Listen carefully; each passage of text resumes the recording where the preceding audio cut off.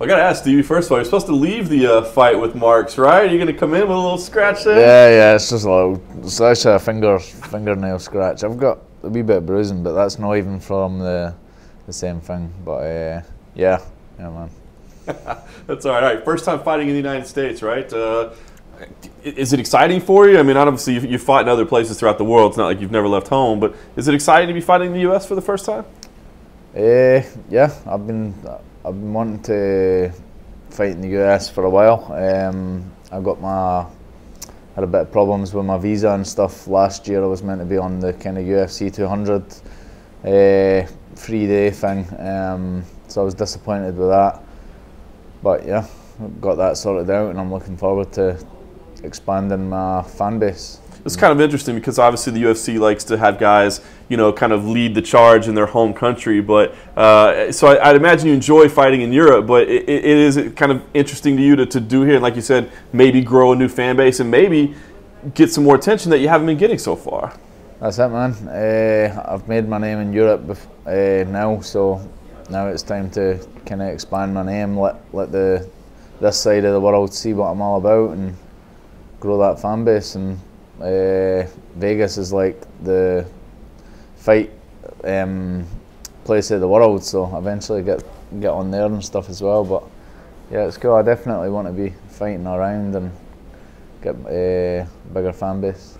After your last win, I mean, you're now 4-1 in the UFC. I mean, that's an impressive record, but maybe not getting the attention that you deserve. Do you think maybe it's just because your weight class is so deep as it is, or do you feel like maybe people just aren't giving you the respect that you should maybe get? I don't know, man, but it could be a good thing as well that I'm not as known, because maybe getting underlooked. But I'm sure after this fight, this is the one that's going to seal the deal for me, I feel. I came over a good win over Ross Pearson, and I'm sure the last time I spoke to you is actually I said that I would like to fight Ross Pearson, and then it happened, and obviously got the win. And I was the same way. I got asked a few times, like after the Pearson fight, who I would like to fight, and I did originally call out Diego Sanchez, but I said that somebody like Joe Lauzon I'd like as well. I just feel like my fight style works well with people like him, and he comes to bang, and I think that will bring out the best in me. So definitely a good fight. With Joe, I mean, not that he's an old guy, but he's been around for so long, fighting for so long. I mean, is this a guy that you watched as you were kind of coming up the ranks? And I mean, is he somebody that you were kind of a fan of? Yeah, man, still a fan, even though I'm fighting him. Yeah, I'm a fan of Joe. Anybody that comes and fights his style, it's exciting for the fans and people watching. Like you said, he puts it all down. He's tough. He's in a lot of fight the nights and stuff, which is good for me as well. Maybe get an extra 50 Gs, but yeah. Where do you think he's at? I mean, he's 24 fights into his UFC career. The guy's been doing it forever. I mean, do you still feel like he's in top form, a top level guy? Or do you feel like maybe you're catching him a little past his peak? Yeah, probably catching him at a good time. Same with Pearson. When I fought him, but he's still dangerous. But like you said, he's had a lot of fights in the UFC. He's been around for like 10 years in the UFC or something. So yeah, I feel like he's got the same drive and the same motivation, and you're able to do that. Well, you've got to kind of look at the results. Look at his last few performances; they haven't been the best. It was a close fight with Marcin Held, and he exposed some things in the fight and stuff. So yeah, I think I'm catching him at a good time, but I do know he is obviously still dangerous. You talked about $50,000 for like a fight of the night. Normally in a fight of the night, that means two guys are kind of going back and forth, having at it. So, when you kind of prepare for this fight, are you wanting to go in there and have that kind of an epic battle, or would you rather just go in there and, shut his lights out in 30 seconds and call it a night?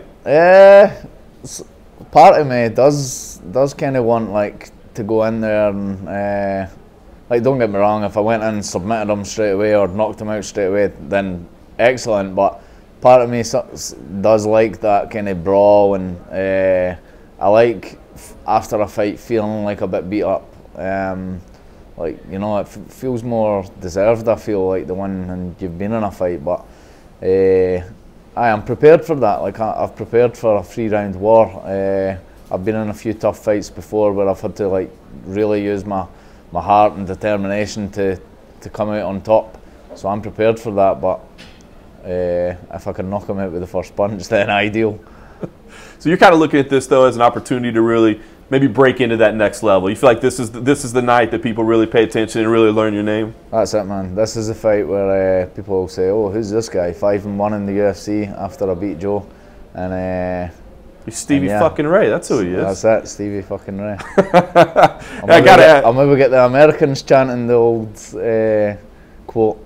I like it. I like it. I gotta imagine the return to Scotland that's already on the calendar. Is that circuit on your calendar? I mean, do you want to be on that show? Yeah, I mean it's on the kind of back of my mind, focusing on Joe, but realistically, get this fight out of the way, get the win, and then get a big name, possibly could even main event the Glasgow card. So I mean I've not really got anybody in mind, but yeah, just mean a lot to be on there. I'm sure, yeah, exactly, and it would be good to get like a really either big name or someone ranked above me, and could headline the Hydro. Yeah, it'd be amazing, man. It was a great crowd last time. I was looking forward to it. All right, well, first things first, you gotta get through Joe Lauzon. You know, when you kind of play this thing out in your head, you see how it goes. How do you think this thing goes down? I mean, I like to visualize a bit of everything, like visualize being in trouble, visualize, you know, visualize everything. So when it does happen, it's like you've already kind of played it over in your head. But yeah, I mean, prepared everywhere. I train in every aspect, and I'm ready to kind of fight wherever it goes. If he looks at taking me down, I'm prepared for that. If he looks to come and bang, I'm not really looking too much in it. I'm just going to, like the last fight with Pearson, I had to be a lot more tactical. I had to go in there and like I was coming off a loss, and I only took the fight in 4 weeks' notice, and so yeah, I kind of played that one a bit safe, a bit tactical. It was kind of hard to do, but I stayed disciplined. This time I could just fight the way I've fought before, and really, like you said, let the fans see what I've got. So looking forward to it.